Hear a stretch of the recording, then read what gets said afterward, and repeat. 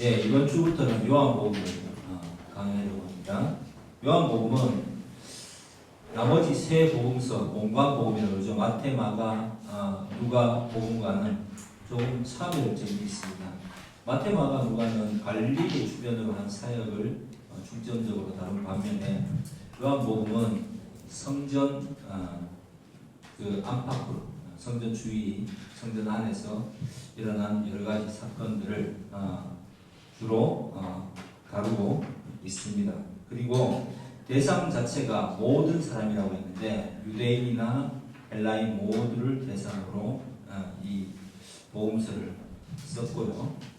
그 다음에 그 목적은 요한복음 21장으로 한번 가보시겠습니다. 마지막 장.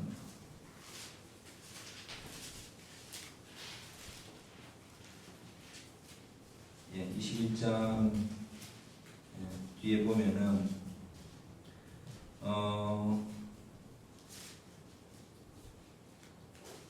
예수께서 행하신 일이 이외에도 많으니 만일 낱낱이 기록된다면 이 세상이라도 이 기록된 책을 두기에 부족하다 이렇게 말씀하셨고 또 이 말씀을 이렇게 이제 표적이라는 말이 한 17번 정도 등장합니다. 그 중에 11번 정도는 예수 그리스도께서 직접 일으키신 이적을 말합니다.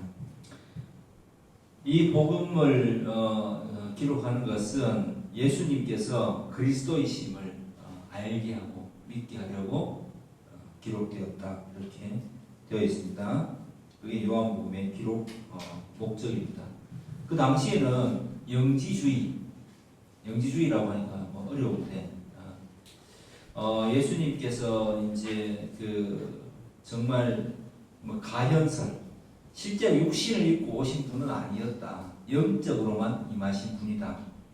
부터 시작해서 영지주의에 빠진 사람들이 많았어요. 또 영지주의가 무엇이냐면은 이런 걸 목적으로 하는 거죠. 우리가 간절히 이렇게 바라고 믿고 찾으면 우리 안에 있는 빛이 있어서 우리가 노력하고 계속해서 기도하고 찾으면 그 인도자의 말을 듣고 따라가면 신과 접할 수 있다라는 것이 영지주의의 핵심이었습니다. 요즘으로 치면은 그 신학을 뭐라고 하느냐면은 가톨릭 신학이라고 불러도 되고요. 위기의 신학, 위기의 신학. 그 다음에 다른 말로 하면 변증법적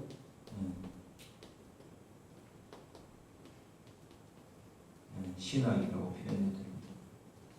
이 말의 핵심은 뭐냐면 위기의 신학, 변증법적 말은 어려운 것 같은데 별로 어려운 말이 아니에요.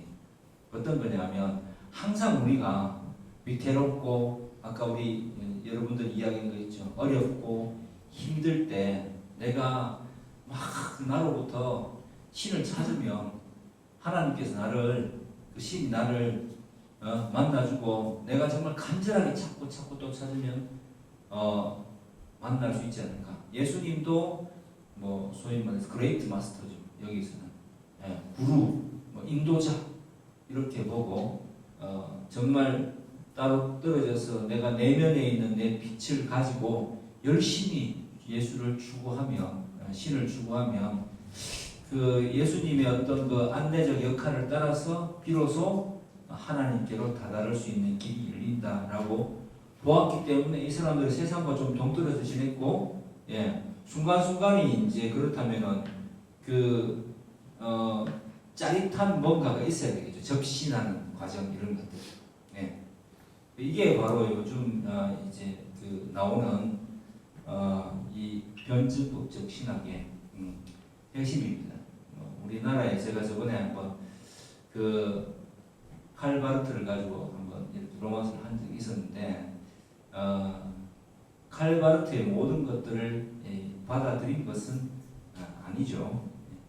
왜냐하면 칼바르트가 가져온 이 신학이라는 것이 한국 사회에 끼친 영향이 너무 지대한데 칼바르트가 가진 신학은 온전한 신학은 더 깊이 연구해 보면 아니에요. 왜냐하면 바르트가 이야기하는 요즘 그 많은 사람들이 이야기하는 주제가 뭐냐면 이런 거예요. 이게 인간이고, 자 앞에 보세요. 이게 이제 신인데, 인간이고 신이에요. 뭔가 이렇게 접해 있지는 않은데 이게 접한 것 같은, 뭔가 닿을 듯 닿지 않는. 그러면서 또 안 닿았다고 말하기도 그렇고 닿았다고 말하기도 그런. 그래서 이제 그걸 뭐라고 표현하냐면 절대 타자, 절대 타자, 다른 사람, 절대 다른이라고 신을 표현합니다. 그래서 이 신은 나와는 무관한 거지. 무관한데 내가 또 이렇게 어느 순간, 인생 어느 순간에 탁 접할 수 있는.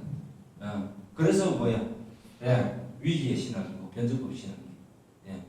내가 막 항상 추구해야 만날 수 있는, 내가 선행을 쌓아야지 만날 수 있는, 내가 또 간절히 기도하고 간절히 찾아야 만날 수 있는 그런 신이라고 했을 때, 잘 들어보세요. 그러면 여기에 나의 노력이 들어가요, 안 들어가요? 들어가죠. 그리고 내가 내면에 어떤 내 스스로가 어떤 빛이나 힘을 가지고 있는 거죠. 그래서 비록 작고 부족하지만 이 추구함을 통해서 신을 만나는 그 순간이 바로 뭐예요?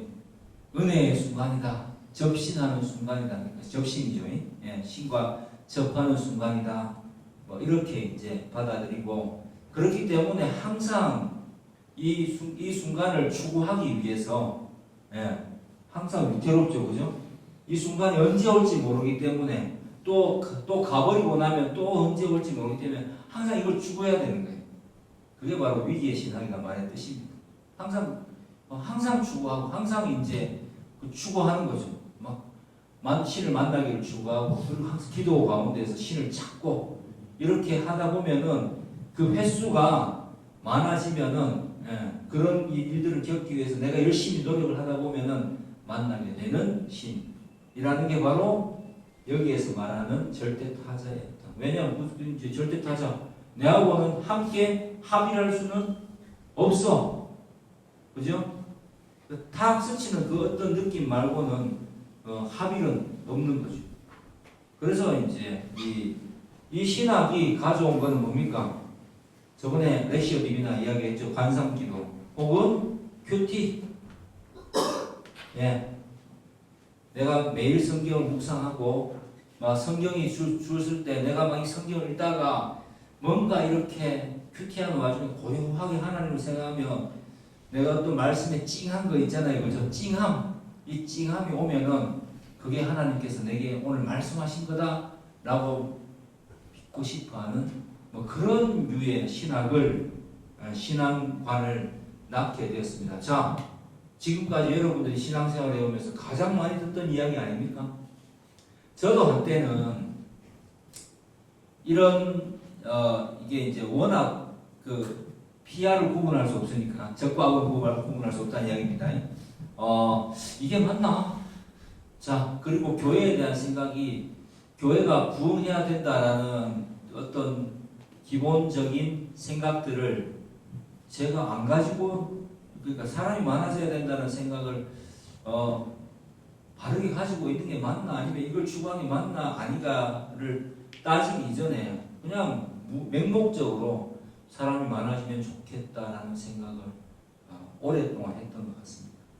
그렇게 하다 보니까 이 개혁신학을, 정통주의 신학을 이야기하고 가르치던 것에서 조금씩 좀 타협하는 부분이 꽤 목회 중에 있었던 것 같아요. 헷갈리고 있었던 것 같습니다.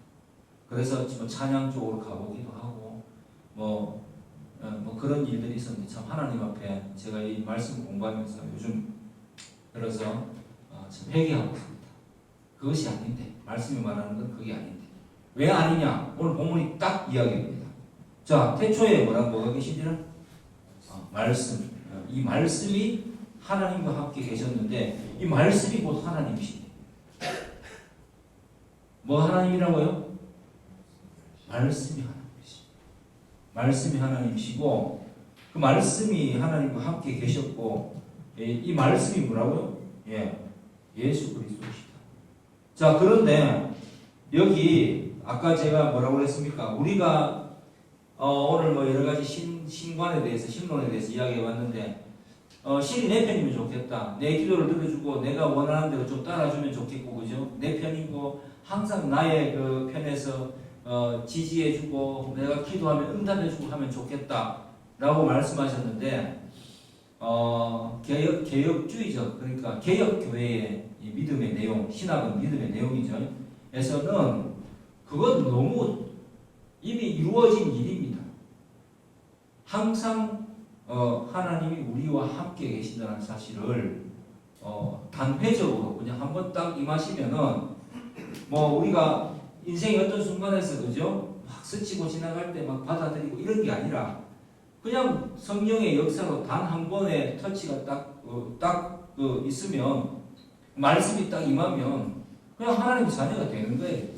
신분이 확정되고 그 다음에 그 안에서 계속 지속적으로 말씀으로 인도함을 받는 상태가 신분, 그러니까 뭐라 그래야 됩니까? 특권이 주어져 버리는 겁니다. 그게 우리 원래 교회, 개신교회가 말하는 복음이에요. 그런데 요즘 어떻게 되어 있습니까? 가톨릭이 굉장히 깊게 우리 안에 들어가 있습니다. 특히 어떤 게 들어가 있냐면은 뭐 사순절, 그죠? 고난주간 말고 사순절. 이미 개혁교회에서 이거 뭐 우리 한국 우리 개신교단 안에서도 사순절은 이미 우리 종교 개혁의 선배들이 그런 것들을 지킬 필요가 없다 라고 이미 선언했는데 그냥 있어 보이잖아, 종교적으로. 그래서 그걸 채택하기도 하고 그걸 따라서 그 기간에 막 금식하고 막 고기를, 그죠? 안 먹기도 하고 이런 짓들을 하고 있는 거죠. 왜? 아직 한국은 복음을 접하고 나서 어떤 그 신학적인 입장들이 잘 정리가 안 된 가운데에서 많은 유의, 그죠? 이 어떤 신앙관이라고 하죠. 신학이죠. 신학들이, 믿음의 내용들이 우후죽순적으로 들어가기 때문에 그걸 구분할 수 있는 힘이 잘 없었습니다. 그래서 요즘 저는 그것을 구분하는데 굉장히 그 시간을 많이 할애하고 있습니다. 왜냐하면 여러분들에게 말씀을 가르치는 교사로서, 목사된 자로서 그렇게 하지 않을 수가 없기 때문입니다. 자, 그래서 말씀으로만 밝혀내는데 과연 그러면 이게 맞느냐? 이건 아니에요. 이건 무조건 틀렸어요. 왜 틀렸느냐? 오늘 말씀이 딱 말합니다. 자, 그 안에 4절 말씀, 생명이 있었으니 그 생명은, 이 생명은 사람들의 빛이라. 이 생명이 누구예요? 말씀이신 예수 그리스도죠. 그죠? 말씀이신 하나님이에요. 이게 사람들의 빛이래요. 우리 안에 빛이 있느냐? 자, 5절 같이 읽어보겠습니다. 시작. 빛이 어둠의 빛이 되어 어둠이 깨닫지 못한다 했어요. 그럼 빛은 하나님이시고 어둠은 사람이겠죠. 사람 안에는 그냥 빛이 없는 거예요. 우리는 어둠이야. 깨닫지 못한다는 말은 이기지 못한다. 빛이 어둠 가운데 오니까 이 어둠의 흑암에 있던 백성들이 그냥 이기지를 못하는 거예요. 하지만 그것으로부터 벗어나기 위해서 애써서 빛을 어떻게 했다고요? 빛을 저 밑에 저 참빛 곧 세상에 와서 9절 각 사람에게 준 빛이 있었나니 그가 세상에 계셨으며 세상은 그로 말미암아 지음바 되었을 때 세상이 그를 알지 못하였고 자기 땅에 오매 자기 백성이 뭐 했다고요? 영접하지 아니하였으나. 자, 그러면 영접이라는 것은 그냥 줘야지 받는 거 아닙니까? 내가 스스로 내 의지를 갖고 받는 게 영접이 아니거든요. 여기에서 말하는 의미 자체가. 그러면 내가 어둠이야. 나는 나밖에 생각할 줄 몰라. 원제가 뭐라고 했습니까? 자기 자신이 옳고 그름을 판단하는 기준을 세우는 것. 세상 사람들이 다 그렇게 사는 거잖아요.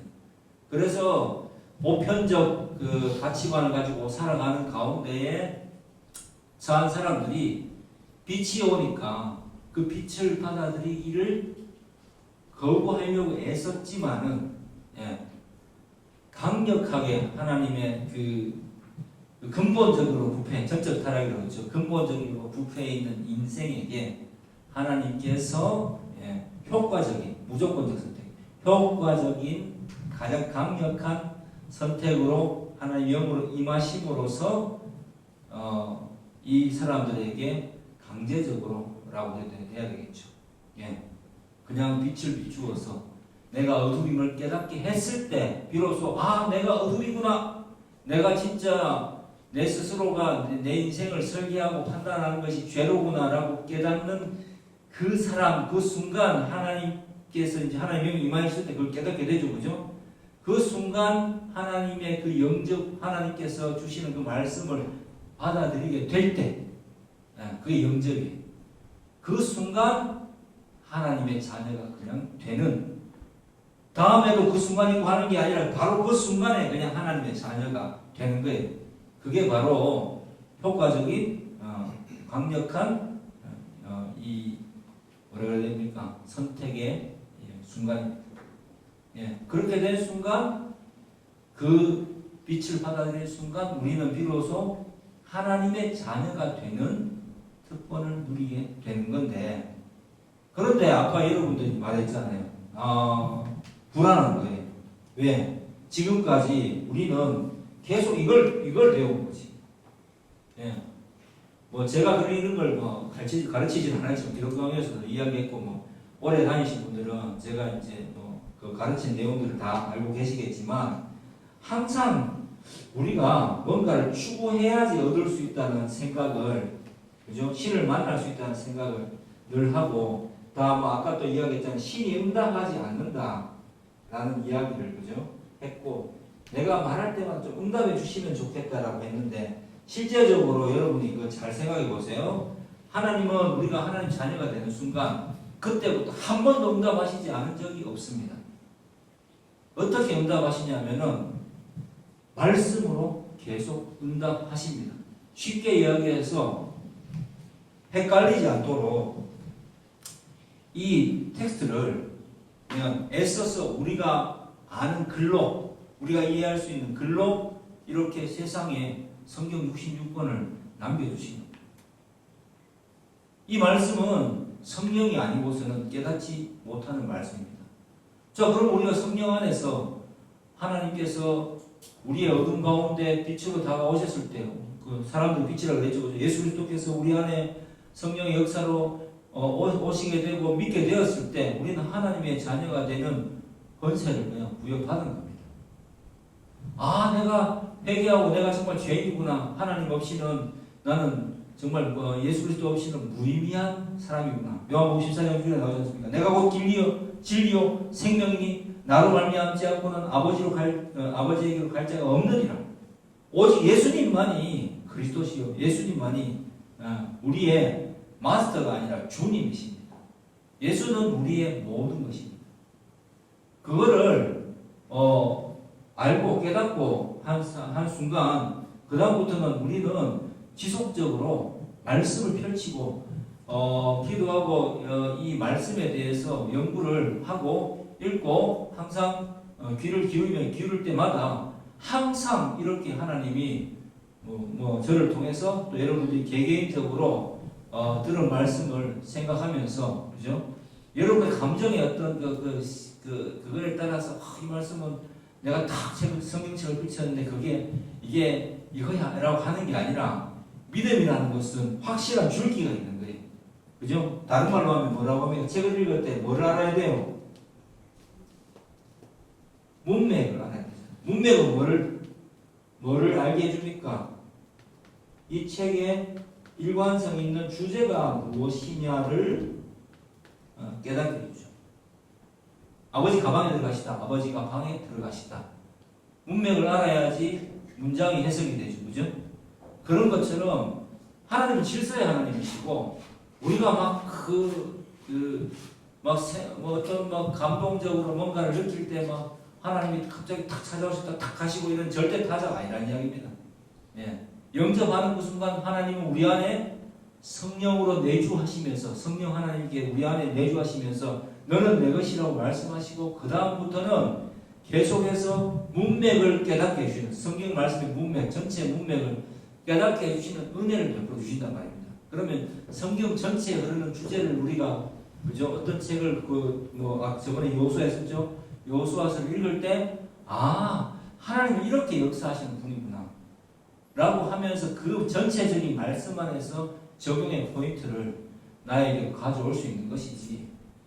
여호수아에게 말벌을 여호수아가 전쟁을 할 때 저 아모리 사람에게 말벌을 보내셨으니까 나와라 말벌.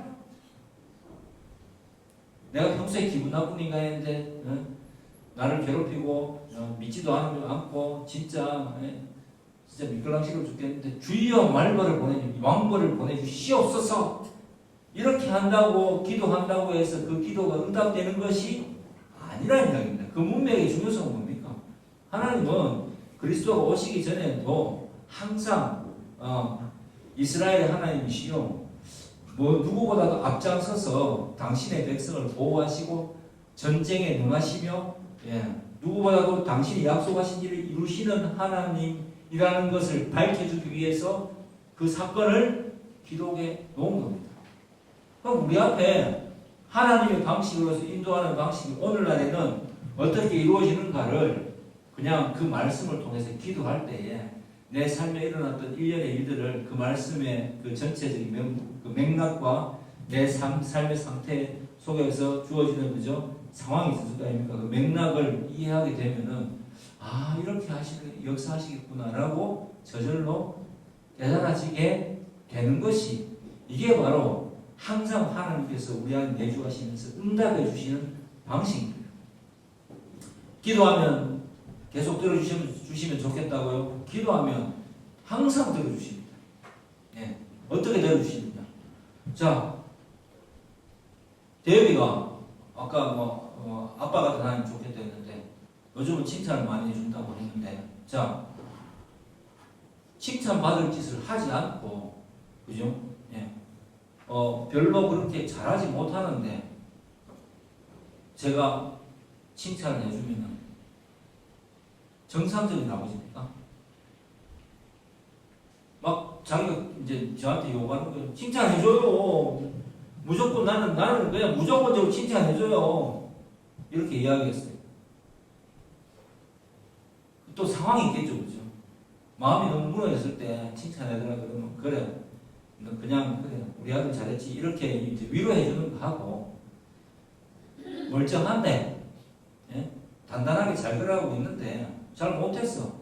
근데 자꾸만 칭찬해달래.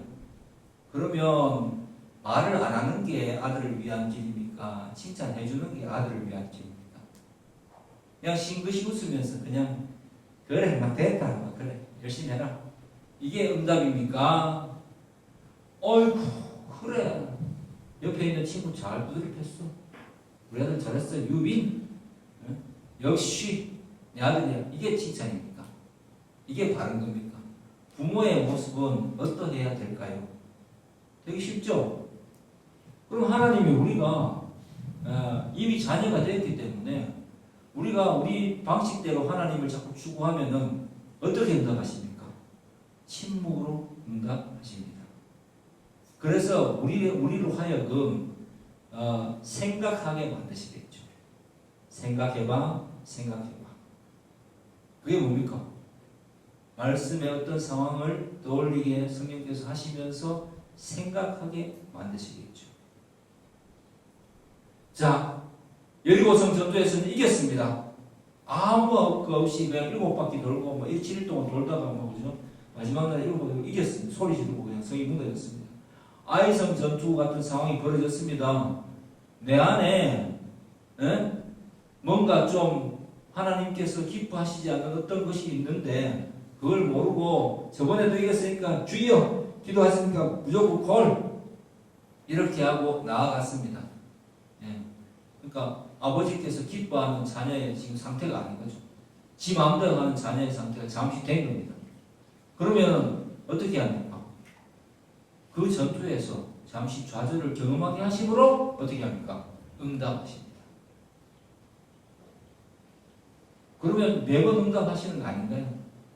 왜? 하나님은 우리가 하나님을 영접하는 순간, 나의 하나님이 되시며, 동시에 더 중요한 것은 나의 하나님이라고 표현하지만 실제로는 우리는 계속해서 하나님이 내 것이라는 표현에서 나의 하나님이 아니라 나의 하나님, 나는 주님의 것입니다. 그렇기 때문에 주님만이 나의 하나님이십니다 라고 표현해야 됩니다. 하나님의 뜻에 맞추어 가는 것이 복음인 거지. 왜? 원죄가 뭐라고 그랬어요? 내 기준이 틀렸다는 것, 내 기준이 맞다고 내가 옳고 그름의 기준을 세우는 게 원죄라고 했잖아요. 그러면 하나님의 기준에 맞추는 것이 원죄로부터의 해방이죠. 구원이죠. 그렇기 때문에 하나님의 그 뜻에 맞추어서 계속해서 하나님 편에 서려고 열심으로 노력하는 것이 뭡니까? 성도의 믿는 자의 취할 행동입니다. 내가 이거는 어떤 일을 할 때도 세상 일도 그렇잖아요. 내가 그냥 이제 복음을 떠나서 내 생각에 이 정도 하면 될 것 같아. 내 생각에 이 정도 하면 될 것 같아. 그런데 내 생각에 나는 그래도 위안답시가 있는데 타인의 생각에는 그 사람 생각이 있잖아요. 근데 보편적으로 그 사람들의 이제 몇 명이 한 4명이 있는 모임이 있는데 나는 이렇게 생각하는데 3명이 그렇게 생각 안 해. 그러면 뭐가 일어납니까? 충돌이 일어나죠. 충돌이 일어나고 힘든 상황이 펼쳐지고 그리고 우리는 버림받게 될 확률이 크죠. 무시하면서 버림도 받을 수 있죠. 그게 그 원죄를 가지는 사람의 생각인데 거기에서 내가 그렇다면 거기에서 굴복하든지 아니면 숨기고 그죠? 숨기고 같이 어울리려고 나를 포장하든지 하겠죠. 근데 내 생각을 완전히 바꾸고 이 사람들과 하기 위해서 나는 내 생각이 틀렸는 걸 인정해 이렇게 하는 사람 잘 있을까요? 없습니다. 언젠가 내가 인정받고 내 뜻대로 될 날이 올 거야. 이렇게 주로 드라마의 스토리이기도 하고 보편적으로 사람들이 먹는 마음 아닙니까? 그게 그냥 인간이에요. 그래서 복음을 깨달으면 인간을 깨닫고요. 구원을 깨달으면 사람들이 다 그렇다는 걸 알기 때문에 그것 때문에 애써서 그 사람을 미워하고 막 절대적으로 보기 싫어하고 이것보다는 참 아직도 그 상태구나라는 걸 이해하는 사람으로 바뀌게 됩니다. 그렇기 때문에 그 사람을 긍휼히 볼 수 있는 마음도 생기고 믿기도 하고 긍휼히 보기도 해야 될 거고 언젠가 정말 깨닫는 타임이 올 때 어떤 말을 하는지도 저절로 알게 됩니다. 포장하는 건지 진짜 깨달았는지 사람이기 때문에 당연히 하나님 영이 임한 사람은 알게 됩니다. 영적 분별력이 생기는 거죠. 성령의 열매 가운데 영적 분별력이 분명히 있습니다. 영적 분별의 은사가 있습니다. 은사 가운데. 자, 그 상태에서 계속해서 살아가다 보면 하나님의 백성이 되었는데도 하나님의 말씀에 관심이 없어. 그러면 아버지가 계속 이미 다 이야기해놨는데, 그죠? 나는 이 말씀에 관심이 없어. 내 생각이 중요해.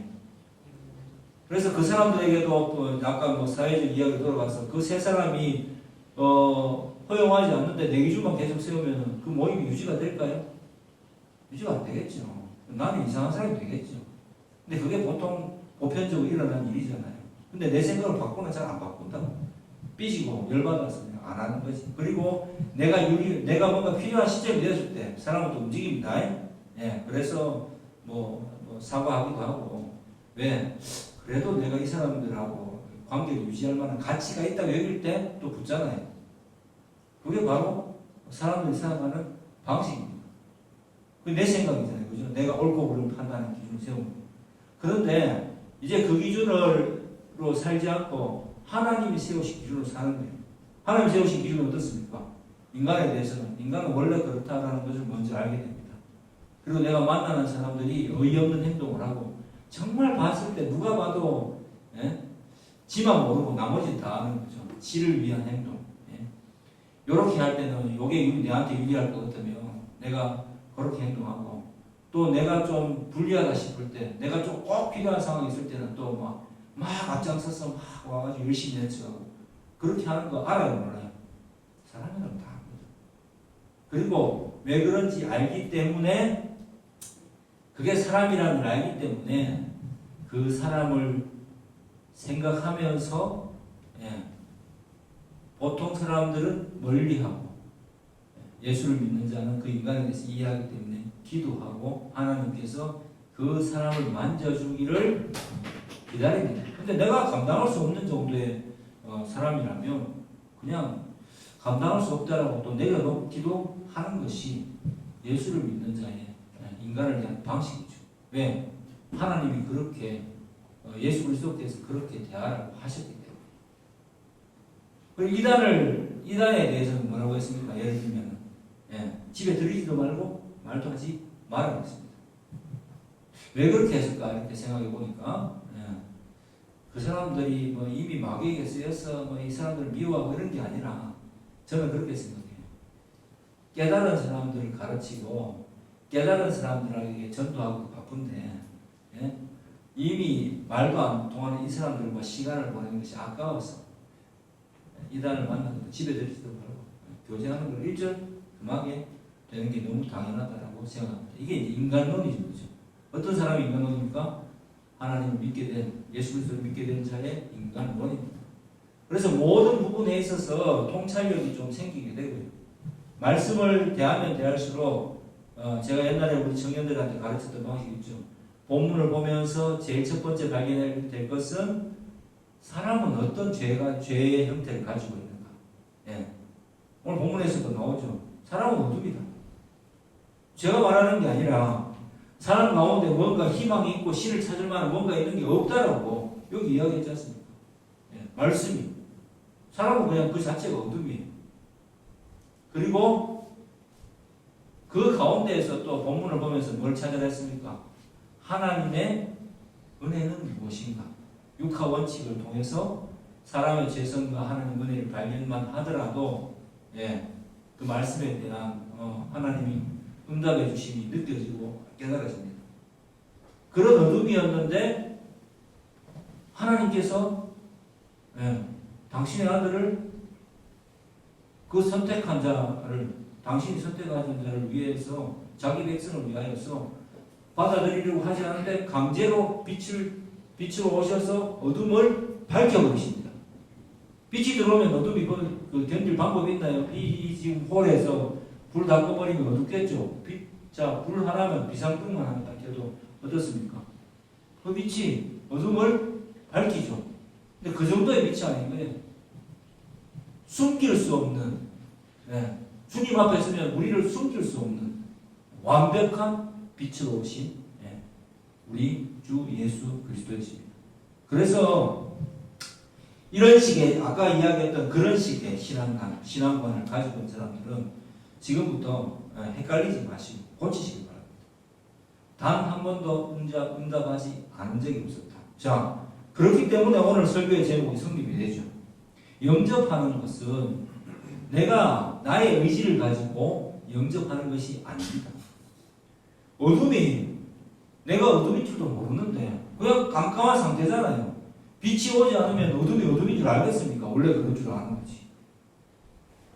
근데 말씀이 오늘 이야기하잖아요. 그 말씀이 빛이고 그 빛이 예수님이시라고. 이게 기독교예요.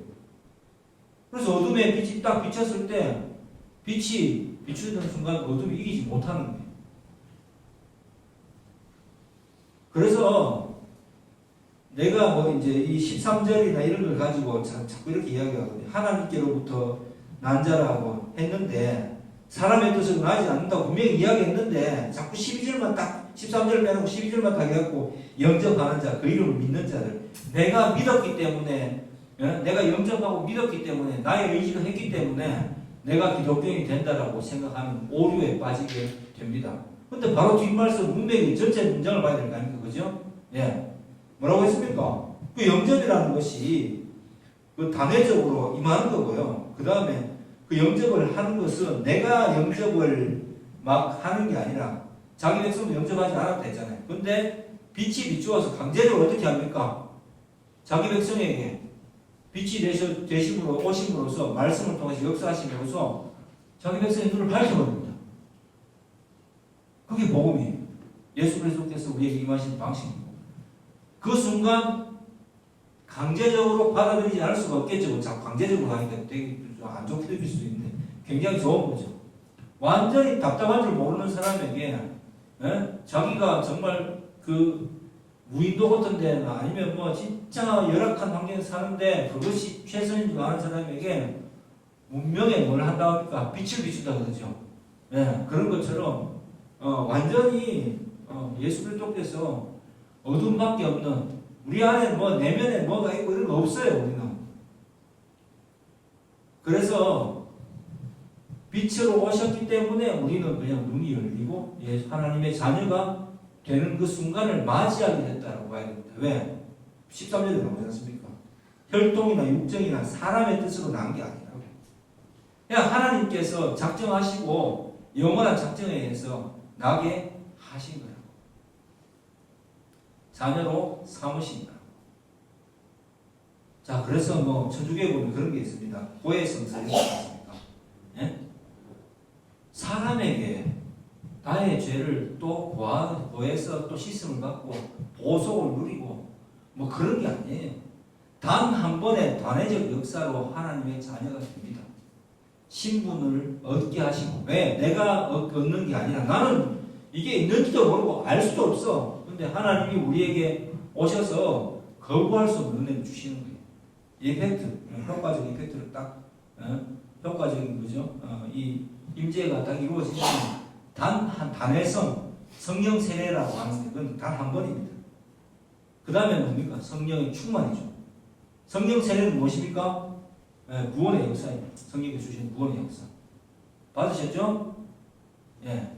그 다음에는 무엇이 이루어집니까? 성령 충만은 그럼 뭐겠어요?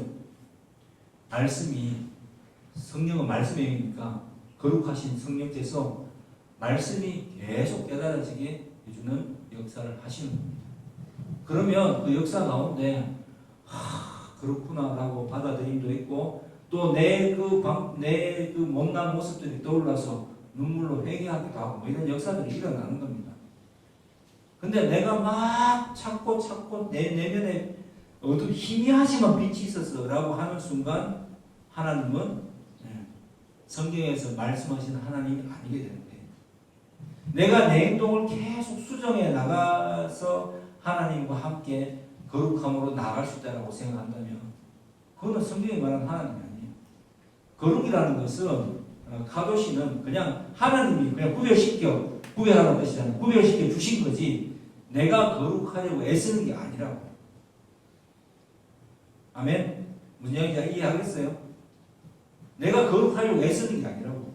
나는 이미 신분적으로 거룩해져 버린 거라고.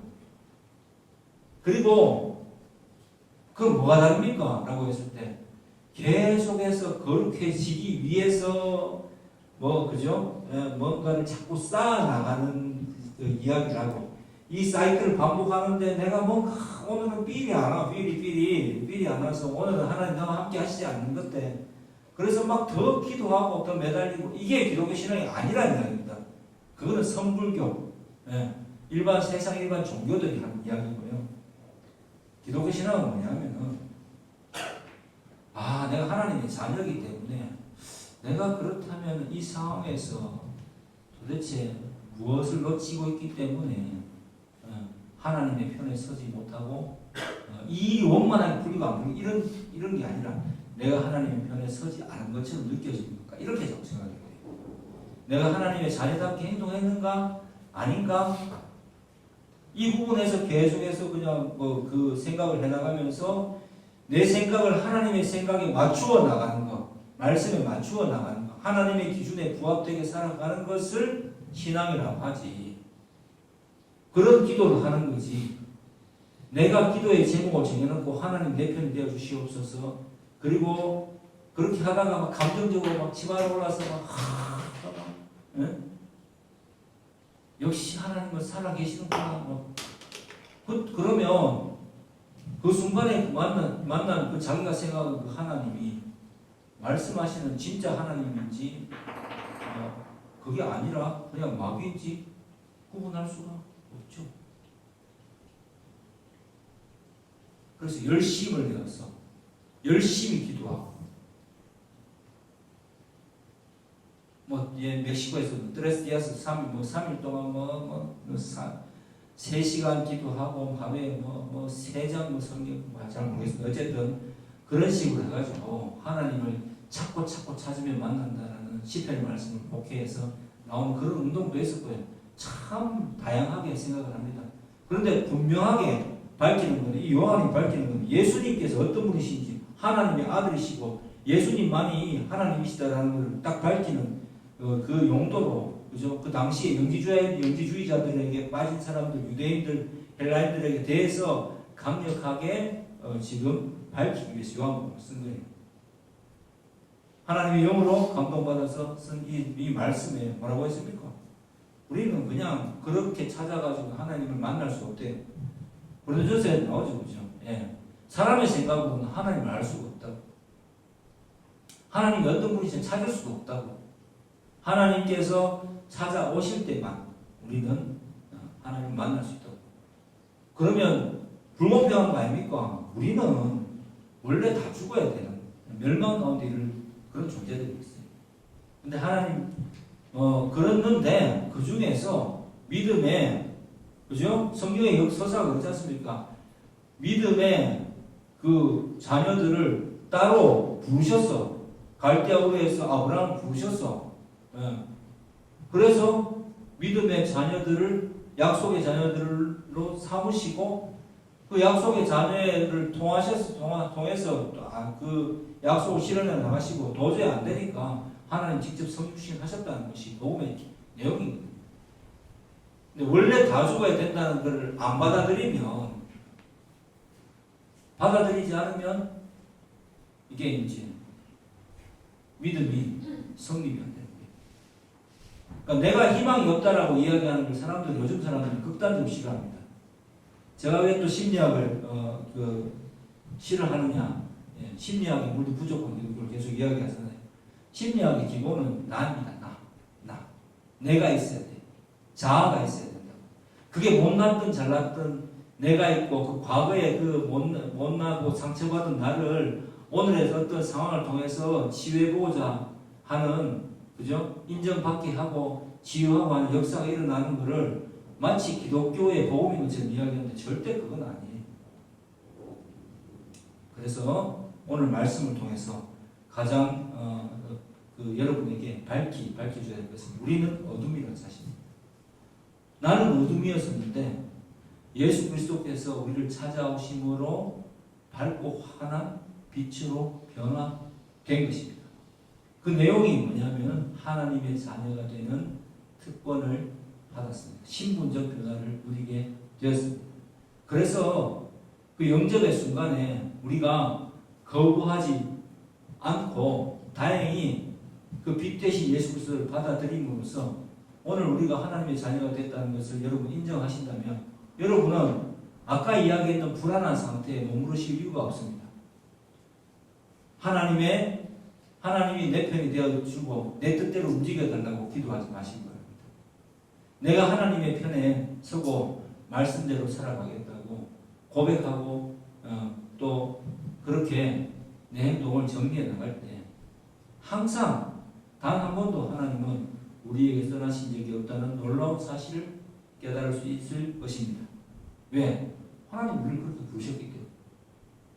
하나님 우리를 자녀 삼아주셨다고 오늘 말씀하시기 때문에.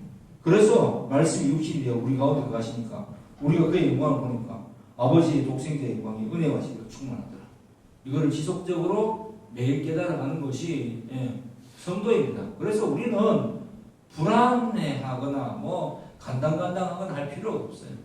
내 상황이 이렇지만 결국 내 인생의 마지막 내 존재의 그죠? 이 확실성은 예수 안에서만 증명되는 겁니다. 그래서 예수님 은혜로 인해서 항상 행복하고 예수님으로 인해서 한 번도 불안해하지 않을 수 있으며 그 말씀 가운데 우리를 지키시고 보호하시고 끝까지 어떤 상황 속에서도 우리와 함께 계시다고 약속하셨기 때문에 그 말씀을 믿고 그냥 평안하게 자신감 있게 믿음의 자녀답게 살아가면 되는 것입니다. 여러분은 그러면 지금 하나님의 은혜를 받은 자입니까? 아니면 하나님의 어떤 그 접신을 추구해야 될 상태입니까? 여러분은 하나님의 은혜를 받은 하나님의 자녀가 틀림 없습니까? 네, 아멘입니다. 저도 그렇습니다. 아멘입니다. 이 순간에 이 말씀이 믿겨지지 않는다면 어떻게 기도해야 되겠습니까? 주님, 나를 불쌍히 여겨주세요.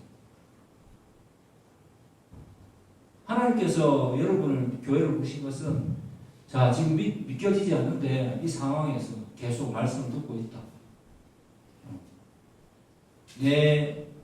내게 찬스가 왔는데 그죠? 끝까지 받아들이지 못하는 사람이 분명히 있습니다. 그래서 저는 여기 그 부분에서 칼빈이 이야기한 선택과 유기를 느낍니다. 하나님이 유기하시기에 버리는 게 아니라 원래부터 인간 스스로가 자기가 왕이 되기 작정한 사람들은 아무리 이야기해도 절대 못 알아듣습니다. 그래서 예수님께서 말씀하시잖아요. 교회 안에는 뭐가 있다고요? 알곡과 죽정이가 있다. 비유 속에서. 그죠? 그래서 누가 와서 이야기합니다. 죽정이를 불태워버려야 되지 않습니까? 그러니까 믿지도 않고 뭐 하지도 않는데 저거는 그냥 없애버려야 되지 않습니까? 아니다. 알곡이 상할 수 있으니까 냅둬라. 마지막 날에 내가 와서 죽정이는 다 뽑아내서 지옥불에 불살로 알곡을 상하지 않도록 영원한 천국을 인도하겠다. 라고 비유를 통해서도 계속 말씀하시는 겁니다. 자, 그러면 지상교회는 어떤 상태겠습니까?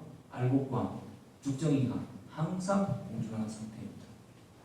저는 여러분, 여기 앉아있는 여러분들이 빨리 이 사실을 받아들이고 스스로의 그 제약 속에서 벗어나서 혹시 믿지 못한다 예수 그리스도를 온전하게 영접하는 그 순간이 오늘 되기를 주의 이름으로 축복합니다. 그래서 하나님의 은혜를 누리시기를 주의 이름으로 축복합니다. 기도하겠습니다.